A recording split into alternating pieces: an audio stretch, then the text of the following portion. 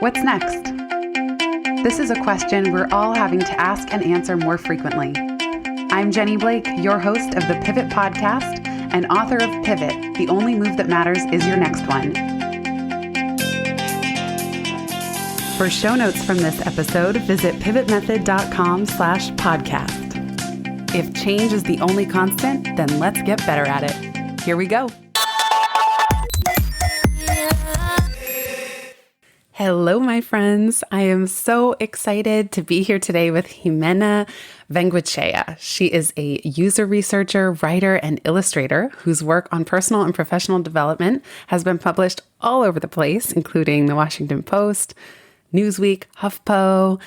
She is best known for her project, The Life Audit, which I'm excited to get into. And today we're also talking about her new beautiful book, Listen Like You Mean It, Reclaiming the Lost Art of True Connection. She's an experienced manager, mentor, and researcher in the tech industry who previously worked at Pinterest, LinkedIn, and Twitter, and is now having the unique experience of launching a book during a pandemic. So, Ximena, welcome to the show. Thanks so much for having me. Let's start there. Let's work backwards. So the book has come out.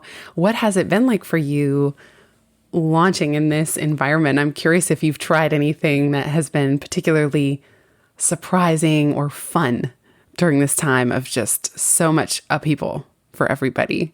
Yeah, so it's interesting because I knew I had about a year. So my book came out at the end of March. So I had about a year of knowing that my book was going to come out during the pandemic. So it wasn't a sort of last minute switch. And I thought that I was mentally preparing myself for that outcome. I was like, okay, everything's going to be virtual, no problem.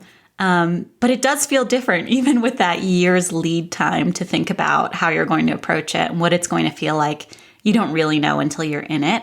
And so I've been trying to take this moment as really a chance to experiment and try different ways of reaching different audiences. So one thing that I could not have predicted that I would try, but I did, and I had a great time, was I did a Clubhouse conversation. That's an audio-only platform that launched fairly recently. And that was super fun and different and not something that was, originally on my list of ways to share my experience working on the book with the world. And so I've just tried to kind of keep an open mind and experiment a little bit in this time. Yeah, I think Clubhouse would be so fun. And someone gave me the great advice that even while you're working on a book, and this is so perfect for your line of work as a researcher, but they said Clubhouse is where they actually test a lot of their new ideas for books because you can get that instant feedback. Although I did a few Clubhouse pilots and I haven't been back since. So I've been neglecting the Clubhouse experiment. It's so hard though. There's always more you can do in so many different directions. So you got to focus too. Yeah. And someone else said it well, that she often felt like she was waiting on Clubhouse for the gems. Whereas with podcasts, they're so much tighter and edited and a little bit more planned. So you're not just like sitting there for 3 hours waiting for something. I want to talk about, so your new book is called Listen Like You Mean It. And listeners who are listening to this conversation right now, it is full of the most delightful diagrams and illustrations that Ximena's created. One concept that you talk about toward the back of the book, which we've actually done a podcast episode on compassion fatigue, but you talk about empathy fatigue.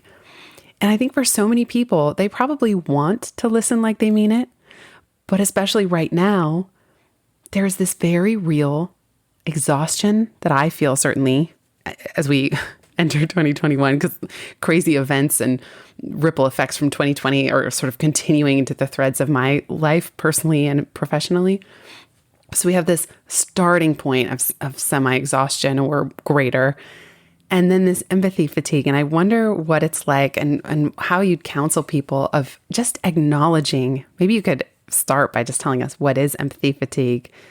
And where do we go from there if we don't, like, I often feel guilty if I'm not showing up for my loved ones how I want to, but that fatigue is real. Yes. Yes. So I talk about this fatigue in terms of the empathy that we bring into conversations. So when we create space for others to share their experience, share their emotions, and we hold that space for others, I think it's a beautiful gift, and we don't get it in most of our conversations. And so a lot of the book is about how to take your conversations deeper and connect in that more human to human way. But it was really important to me to also include a chapter on what happens when, you give yourself over too much to another person through conversation, or you don't take care of yourself, or you don't receive that in return. And I think all of that is possible even without a pandemic. The pandemic has just, made it so much more difficult because so many of us need more. We just do under these circumstances. And so I think it's really important to be able to recognize it. Like, what is this feeling? Okay, I'm really tired.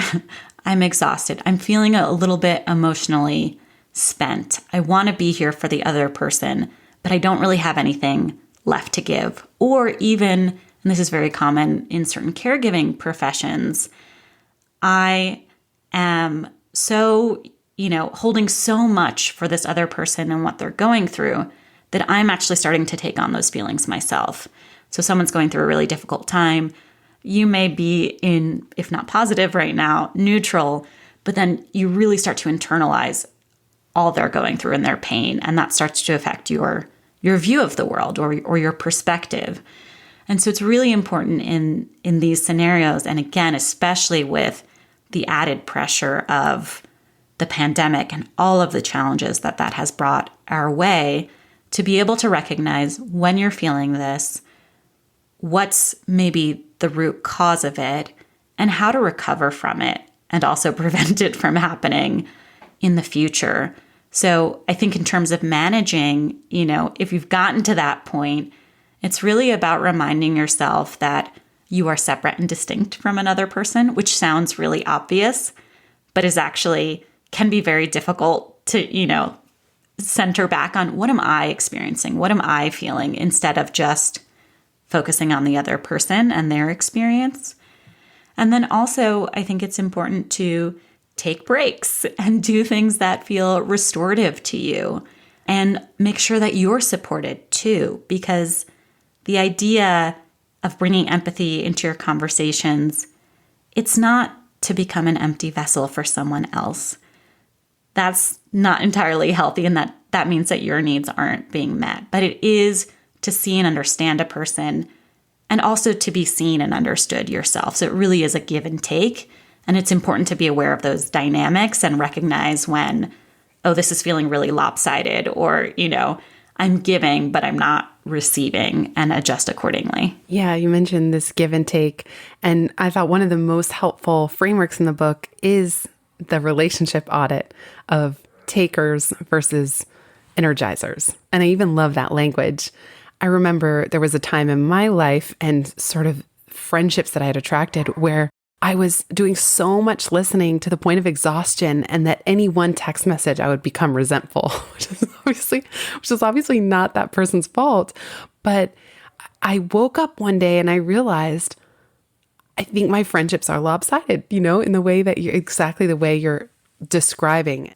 I wonder if you could talk to us about this relationship audit. And have you ever had a moment in your life where you woke up and you realized, oh, I've attracted all of a certain type of taker or talker, And for me, the learning was also realizing a lot of my own codependent behaviors, where I was an empath or an energy sponge, all the things you just described. So definitely I take full responsibility, for how I showed up in those. Yeah. So I recommend this relationship audit, which is basically just looking at the relationships in your lives and where that energy is going, whether it's coming to you or from you, and whether or not it's in balance.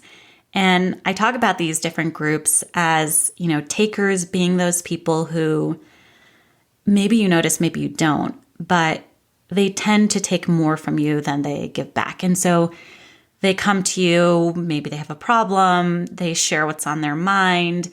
Maybe they ask what's on your mind. Maybe it's sort of a cursory, like, oh yeah, I need to, ask a follow-up, or maybe they don't. I mean, I think there are some people who genuinely, they're so tuned into their own experience that they forget. And in particular, when you are talking to someone who is an empath, who is tuning into the other person, who is really listening deeply, it feels really good. It feels really good because it feels like we're understood as individuals, but it also feels really good because it's somewhat rare. And so I think if those are qualities that you have that you're bringing into conversation, it is really important to have this sort of moment with yourself and just audit these relationships, because people don't necessarily mean to, pull so much from you. But if you have this natural talent, or if you've been working on it and really manifesting that in conversation, it can become quickly lopsided. And it's really different from when you're in the presence of an energizer and you know what that feels like. It's the conversations that you walk away feeling refreshed, feeling inspired, feeling understood, feeling accepted. And those are so wonderful also. And that's the feeling that we want to give other people. But you have to kind of make sure that, you've got everybody in your corner, and that you're giving and receiving equally.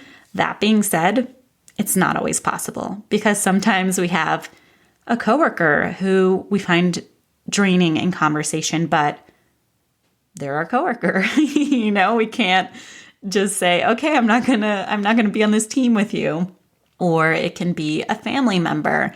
There are certain relationships in our lives that we recognize may take more from us than we're comfortable with, but we can't just, say, okay, well, I'm not going to have that person in my life. Sometimes you can, but sometimes you can't. And that's when I think learning techniques to gracefully exit a conversation can be really helpful, because in some cases you'll be able to say, I'm going to gracefully exit this relationship. And in other cases you can't. But if you can at least extricate yourself from the conversation, then that can help you find a little bit more balance. I love that you shared those techniques in the book, The Graceful Exit, because so often people stop at, exactly as you just said, just phase out the takers from your life, or make a graceful exit. But you actually gave an example of one that sticks out to me as you were in the grocery store and you did run into a coworker, and maybe you could tell us that moment, but it was a really powerful example of how to do a graceful exit. Because that's always where I tend to get stuck on this stuff, is like, even when someone says, you want to meet for coffee? And then I imagine maybe I'm an hour in, and I don't know about you, but sometimes I'll just fall off an energy cliff. Like, I think I'm managing it well. And then I'll get a certain amount in and just all of a sudden get overcome with restlessness. So tell us a little more about some graceful exits that you've landed for yourself. Yeah. So the story I talk about in the book that you're referring to is I was in the grocery store. It was on a Sunday. And, in that sort of like final Sunday set of errands state of mind where you're just kind of trudging through and just, you got to get it done. And I ran into a coworker who I hadn't seen in many months because they'd been on paternity leave. And, we exchanged some small talk, and I thought, okay, nice to see this person, but also have other things to do. And I could kind of see a line forming in the corner of my eye. And I was just thinking, oh, okay, I have to get going. And my colleague, who I wasn't particularly close with, suggested spontaneously, like, hey, do you want to get coffee after this? And I could tell that this person really wanted to dish a little bit, like get a little bit of the workplace gossip. They'd been gone for months. They, wanted to catch up in that way, which I was hesitant to do for various reasons. And so I think I just said something like, I'm so sorry, I have to run, and I know you're very busy, but, have a great Sunday, something like that. And in that case, I think the graceful exit works because it's short, it's to the point. I'm not spinning a story, so I'm not saying, oh, I really have to go walk my dog, and I have to go do this, and I have to go do that. I'm just like, I have to go. I have to run. But thank you for the offer. That's so nice. But I can't, right? I'm not getting into details, and that actually makes it more effective, because I think when you start to get into the details, it can start to sound like you're coming up with excuses, and maybe you are. But leaving it simple, I think, is best, particularly when it's not a close relationship. I think, on the other hand, when it is a close relationship, like you were talking about kind of hitting that wall in terms of your energy, if that's a conversation with someone you know well, I think it's perfectly reasonable to say, hey, I've loved our chat. I can feel I'm hitting a wall, and I want to make sure that I'm, still present for you. And I'm not really able to do that right now. Can we pick this up next week? Or like, this was so fun. I'm starting to get tired and I want to honor that. Let's follow up on this, later, or whatever it may be. So you're being honest about where you're at. And I think in relationships where there is some rapport beyond, just a coworker who you kind of sort of know, I think it is nice if you can share that and let the other person in on your experience. And that's better actually than trying to trudge through and just kind of like trying to ignore in your mind, well, I'm kind of tired, but I haven't seen this person in a while. So I'm going to suck it up. I'm going to be here and I know I'm going to enjoy it. Maybe I'll just get another cup of coffee, right? Like all of that internal monologue, it does show up in conversation. Like, you're tired, just take the break, Don't force it. And I have to say, I've loved when people will say to me, either one-on-one or at an event, like, I got to go home and introvert now. Like, they'll just be so straightforward. I love the way you phrased it. And I respect that. It's so powerful to see somebody else say, you know what? I was up late. Like, I'm even explaining it, but I was up late. I feel myself. I've just fallen off the energy cliff. Like, it has nothing to do with you. But I love it. I love when people model that. And I've also had friends say that when they had their first child, which I don't have any kids, but they said they just got so much better at that clean, clear, graceful no, because they probably had to say it so much. And I know you have done the Herculean feat of working on this book while working from home for a 9-to-5 while raising a newborn. And honestly, that has my jaw on the floor. I don't even know where to begin to ask how you did that, but I could imagine that those three things in concert also sharpened your graceful no skills. Yes. I mean, in some ways, because of the pandemic, there wasn't that much to say no to after a while, since we were all just hanging out at home. But yeah, I mean, I think for me, a big part of how I work in general and what enabled me to manage those three big work streams, let's say, at the same time, was having quite a bit of self-awareness about how I work. And so I pay attention to, what is my natural productivity cycle? Not what are the productivity hacks that I, think I should be doing to, have better output, but what are the things that I know about myself and how I work, and how can I use that to my advantage? And so for me, that's knowing that I do my best thinking and strategic work and creative work in the morning. I'm not very good at that, say around 3 p.m., but I can definitely have, a conversation, a meeting around that time. I'm not going to be writing during that time. And even worse, I'm even worse at the end of the day. So by the end of the day, then I know, okay, I can do illustrations because it's using a different part of my brain. It's actually kind of meditative for me. It's relaxing. And it's working on a concept that I've kind of done the heavy lifting already in the morning. And now I can do the more fun and meditative exercise of translating that. And so thinking about those pieces of the project, when did I need to be interviewing somebody? When did I need to be writing? When did I need to be illustrating? And how can I map that to match my natural productivity cycle, I think was really important.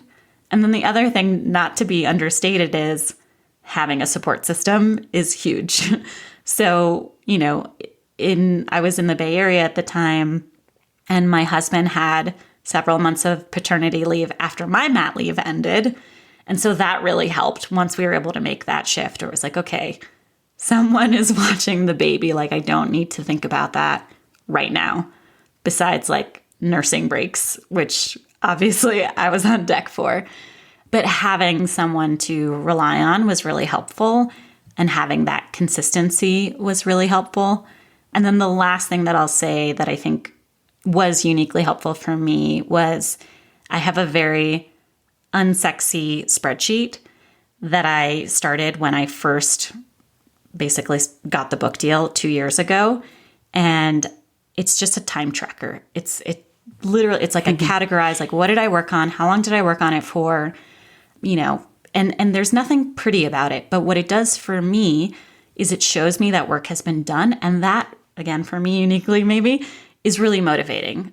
Because as you know, when you write a book, it's like you can spend a lot of time writing and then you might scrap stuff, or you can sit in front of the screen for a while and be like, I don't know where to start. And so that was a motivator for me of like, oh, hey, okay, maybe I didn't, write the perfect chapter today, but I did a couple of hours of writing. And like, that's sufficient for me because those were good hours. And I've got it on my spreadsheet. So it's proof that progress was made. I love a good spreadsheet. I really do. And I've, similar to you, I've started doing that with email. Just email's a big challenge for me in terms of wanting to do it, doing it well, keeping up. Anyway, I started tracking. When did I start? When did I stop? How many emails?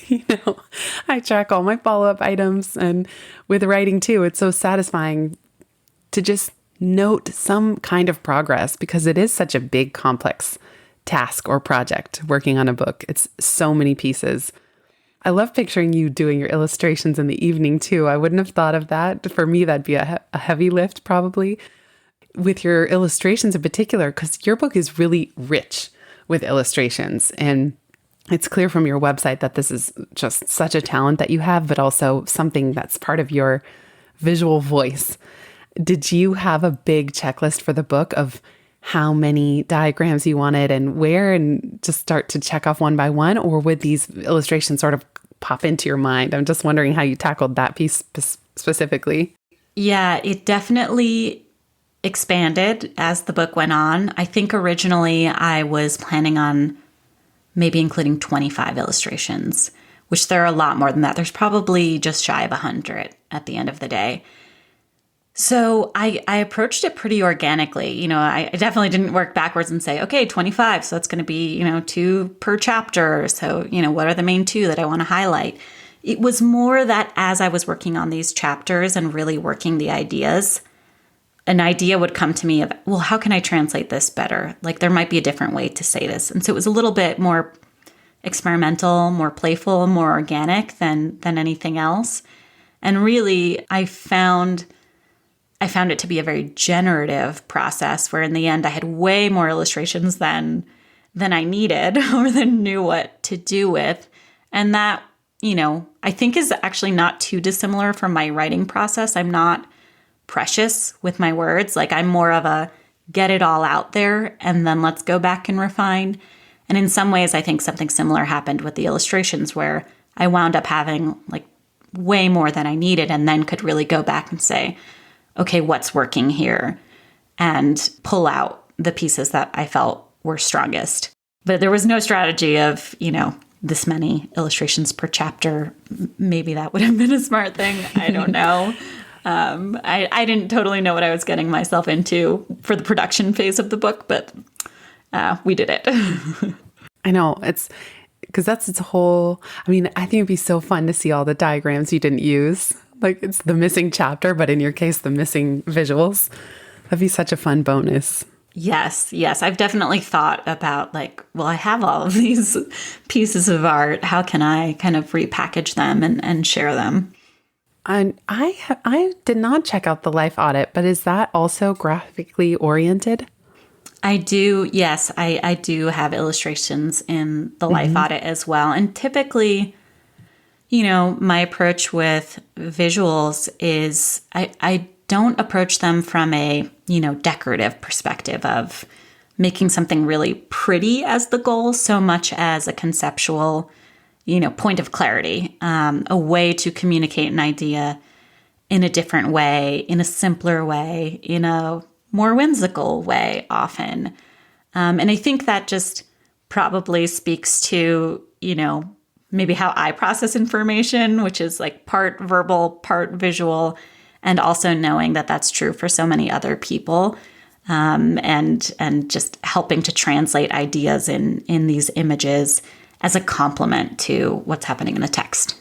I love what you said about it's simpler. It's not so decorative so much as a conceptual point of clarity.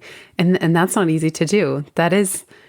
It's always attributed to Mark Twain, but I would have said less, but I didn't have the time.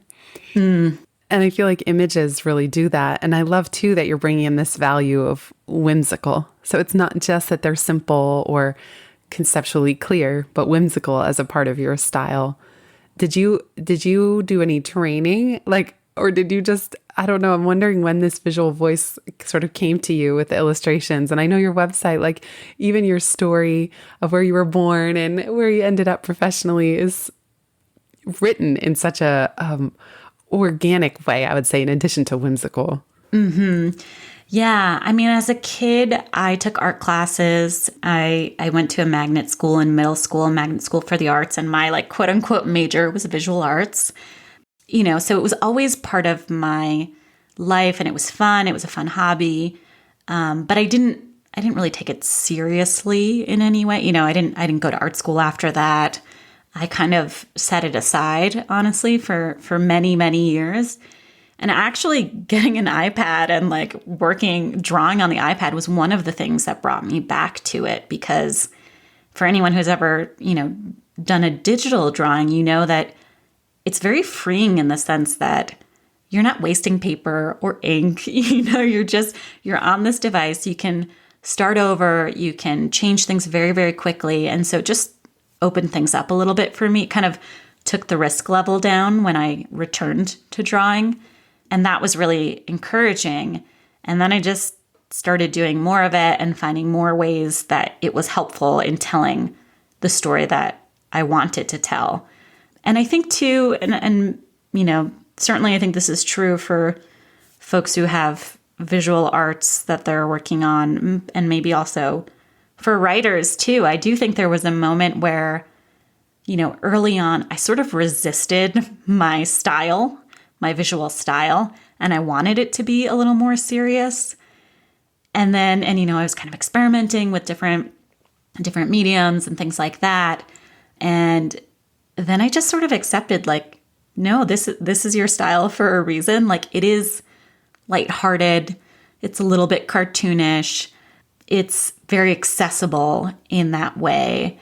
And I came to really not just accept that, but to understand that, well, that's kind of a reflection of me. I'm a little playful. I'm a little bit, cartoonish or humorous. I have a sense of humor that I'm communicating. And so rather than resist my natural style, I'm going to embrace it. And that was also another moment where I felt just that much more invested in doing that kind of work. And we need it. I don't know about you, but I feel like business books sometimes can take themselves so seriously, and they're just all in the similar format. And this was so fun. It really is a nice break for the reader. And I can't help but think, in a way, with you having so much experience in user research and empathy, it's empathetic to the reader as well to say, here, let me give you a little oasis for your eyes or your mind to take this information in these different ways. So I'm all for it. I love that you leaned into that. Thank you. Yeah, and I love how you put that in terms of, empathy for the reader, because I do think I think listening and I think acquiring any skill really, it takes work and it takes effort, but it can be really rewarding. And I wanted that journey to feel insightful, yes, of the things that you were learning about listening, but also about yourself, and also feel supported in that journey.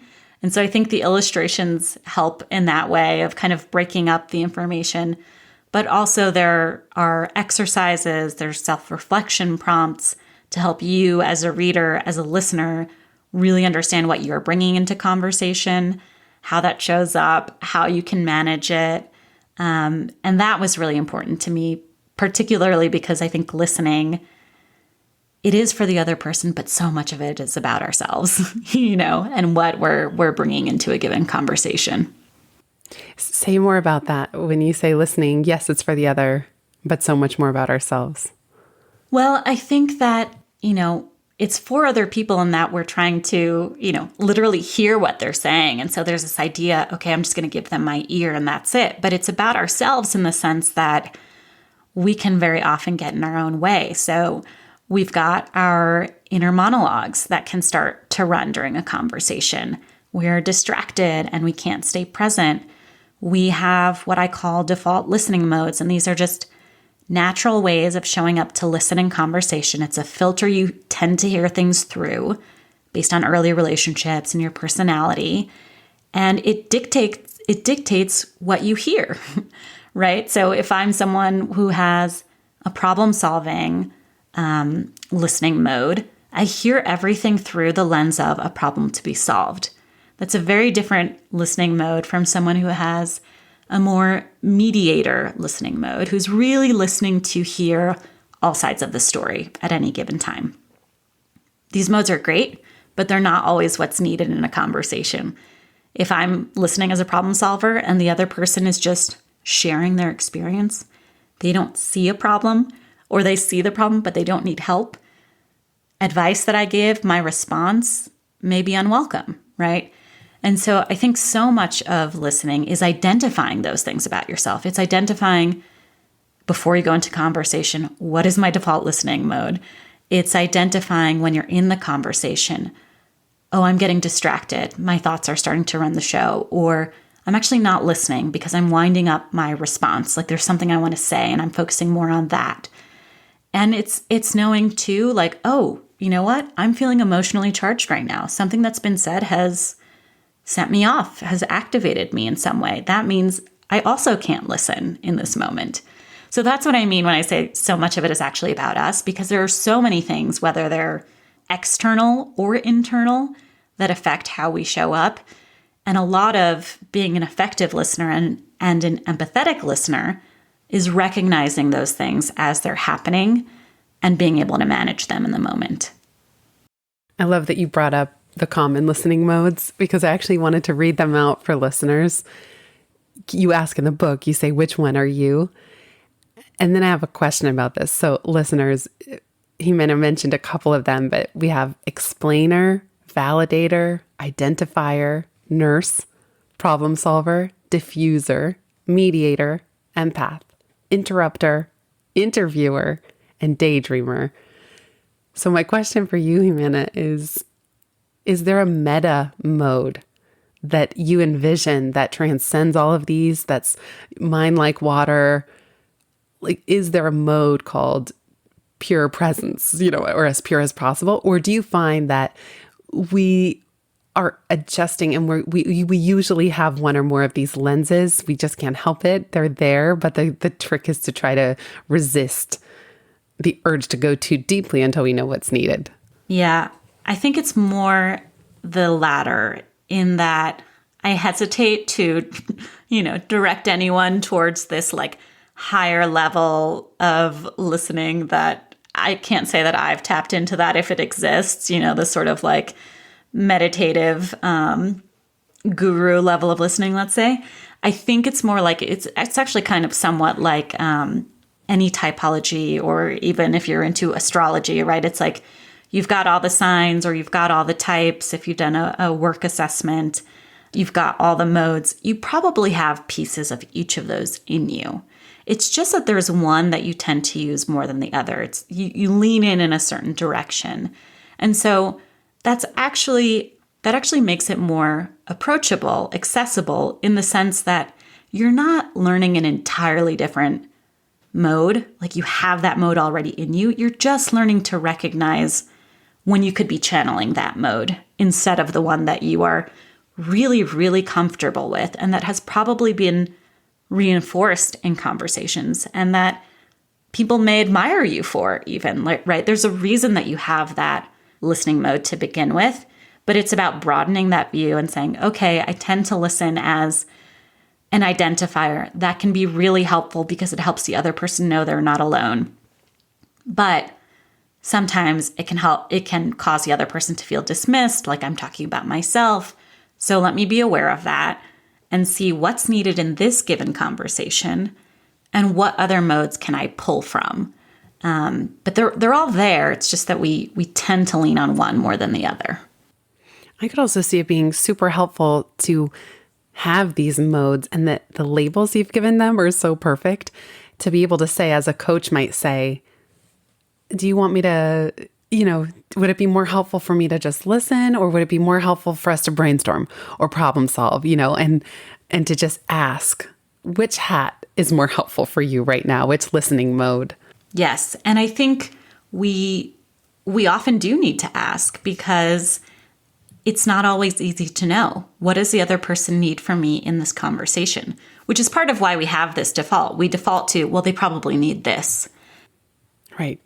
Or I can't help myself, but, like diagnose the problem or try to give the solution. Yeah. And frankly, sometimes the other person doesn't know. It would be so much easier in conversation if, a friend came to us and said, what I really need right now is to be supported by you. Or if a coworker said, what I really need right now is to, see things from all angles. I need that mediation, whatever it may be. That's not very common. And so it is a little bit of, trying to help the other person express that need if they haven't already, or potentially even uncover it in the process, and then adapting to that need. And I think asking questions, like you mentioned, is absolutely one of the ways that you do that, where you can say, hey, my instinct is to provide a set of potential solutions here. Is that what you're looking for? So you give them a chance to say, no, or like, yes, right, that's exactly it. Thank you. Like, let's do that now. I love the way you phrased that. And that's a big part of the David Rock School of Coaching, which is, I almost think it's excessive in some of the examples they gave, but where you're constantly giving these branches to the conversation.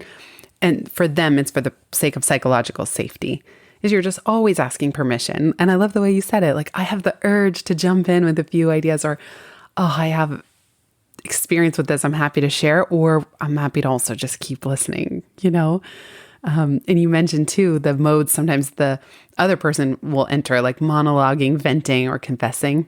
Mm-hmm. I think that's particularly tricky, where maybe a friend goes into a vent session, but it never ends.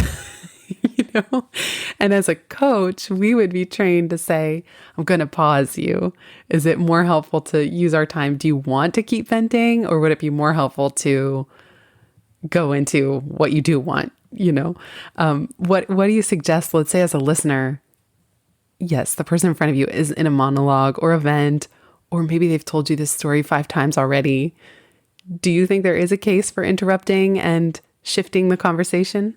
Yes, I do. And I think, most times interrupting is not a good thing, in the sense that we lose the chance to hear what the other person had to say. Some people won't recover from an interruption, like the thought is gone. And so there is a real risk in interrupting someone else and creating a sort of dead end there. In the case of what you're talking about, where someone is repeating themselves, or they're maybe spinning on a problem, they're kind of cycling around it but not making any progress, or they're venting, it's absolutely okay to interrupt. And that kind of goes back to what we were talking about earlier, of the point of bringing this empathetic listening into conversation is not to become a vessel for someone else and just to, receive everything they have to say. You have needs too. And so I think it's perfectly appropriate to gently interrupt. And, depending on the scenario, maybe if someone's really venting, to say something like, do you want me to listen here? Would something else be helpful? So you're first kind of checking. And then if they keep going, say, I think you can be honest, especially if there's a good relationship there, of, it seems like it would be helpful to keep talking about this. I'm not sure I can keep up with you right now. It's similar to what we were talking about earlier, right? Where we're saying, I've hit a wall. You can gently say, I don't know if I can give you what you need right now. Is it okay if we table this? or come back to this. So you can acknowledge like, hey, I don't think I can meet you where you want to go. Can we try something different? Or can I recommend that you speak to someone else about this issue? Like, have you tried XYZ? Can also be a way out of that, which may be harder, frankly, if the person is not someone that you have an intimate relationship with. And that's where I would go back to some of those, broader exits that we talked about earlier. The one thing that I would say I probably wouldn't try, and I think this is a very natural instinct, there can be a sense of like, this person is talking so much. Maybe I just need to talk. Because we get frustrated. We're like, this person is just, it's the same story. I know the story. Like, I'm going to be rude and talk over them. And while there is something, I admit, slightly satisfying about interjecting yourself into the conversation that way, it's usually not very satisfying in terms of what you get in response. Because if someone's really on a roll, they're going to talk right over you. Like that, it's not going to have its intended effect. And so you're better off raising awareness of what's happening in some way and sharing where you're at with that, and that's the way to, I think, manage that kind of conversation. Yeah, those are the funniest, where there's no ping pong or tennis happening at all. It's just both sides are just speaking, but not actually to each other or with each other. Just like, it's my turn and now it's my turn. And those are really funny to get in those. I find it also difficult. The times I find it trickiest to give any kind of awareness or feedback is also when the person, it's a pattern that's lifelong or something. It's just so hard to say, like, I don't know if you've had this, like, we're talking about the same dating scenario, or pattern. And I'm probably not the one equipped. Like, I can bring awareness to the pattern, but it's like the venting will always be along the same lines if they're not changing and evolving. Right. And I do think that's an important point, which is that our goal isn't necessarily to change a person. Like, those behaviors are so, they go back, right? If someone has these tendencies, obviously we should say we all do this from time to time. We vent, we sometimes monologue, we sometimes ramble. These things happen, right? It's not that we're all immune to it. But you're right. There are certain people for whom this has become a pattern, and this has become a way of how they relate to each other, or to other people, rather. Someone may be monologuing because they think that they have a captive audience and that they're interested, right? They may not be picking up on the cues, but maybe their audience isn't that interested. And so I think it's important to remember that we're not trying to change a person. That's a lot of work. That's probably not a job that we are well equipped to take on. And it really has to come from the other person. And so that's where it's more about managing that relationship, distancing yourself from that person if you can. And if you find, wow, this is really consistent, this is really draining, I don't feel supported, by my friend. I feel like I'm carrying the weight of our friendship. You could potentially start to distance yourself from that person. Yeah. And I have to say, there's been times in my life where a friend has put up, let's call it a graceful wall, where I can tell they're just not in a place to roll up their sleeves and dig in. And I remember when a couple years ago, and my friend just kind of was like, oh, sorry to hear that. There was no, oh my God, I can't believe he did that, or this happened. And there was no sense of, let's really dig into this right now. She's like, that's too bad. And it was compassionate, but I have to say it was a graceful wall that kind of let me know, okay, she's not interested in going any deeper on that right now. Right. And she was still acknowledging, that you were going through a hard time, or that there was some challenge, but it wasn't necessarily an invitation. Right. It was not an open door, like, oh, let's go all the way into that scenario. It was like, oh, okay, yeah, that's too bad. Yeah, so it goes both ways. And I actually think now, one thing I really appreciated in the last year, is just people, when you say, how are you? I find it's such a more honest response. It's like, oh, well, right now I'm exhausted, or right now my life's in total turmoil and upheaval. How are you? It's like just to really know what's going on with people. And I love the examples you've given us of how to do that from the listener's perspective as well. Yeah. And I think that great. if we can bring that openness that you're talking about to our post-pandemic worlds, that will be a real gift too. And if we can bring that curiosity to our post-pandemic worlds, I think that's where we can have some of these deeper, more meaningful conversations and just open up a bit. Yeah. So if you could give listeners one experiment to try as they go about their lives in the next day or week, what would it be? This is a good one. I think I would suggest paying attention to when you are listening versus planning what you want to say next, because I think we often get those confused. And if you're in a conversation and you start to pay attention and you hear yourself winding up your response, just try and let it go. Just say, oh, there's a thought, or, oh, I'm focusing on my response. I'm going to let that go and come back to the conversation. Most times, if it's really important, it'll come back to you. So good. And even the phrase winding up what you're going to say, it's exactly how it goes. And look, I even interrupted you, so I did it myself. Thank you so much, Ximena. This has been really wonderful to dig into some of this with you. Listeners, if you haven't yet, check out a copy of Listen Like You Mean It, Reclaiming the Lost Art of True Connection. And I'll put the links to your website and social in the show notes. Is there anywhere else you'd like to send people? The only thing I would add is if you're interested in this topic and others like it, I do have a newsletter, which is also on my website, but it's ximena.substack.com. Amazing. Thank you so much, Ximena. Thanks, Jenny.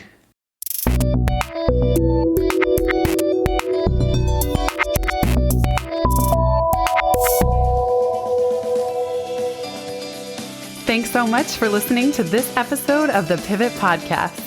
Make sure you don't miss an episode or my insider tips and templates by signing up for Pivot List, a curated twice monthly newsletter where I share the inside scoop on what I'm reading, watching, listening to, and the latest tools I'm geeking out on.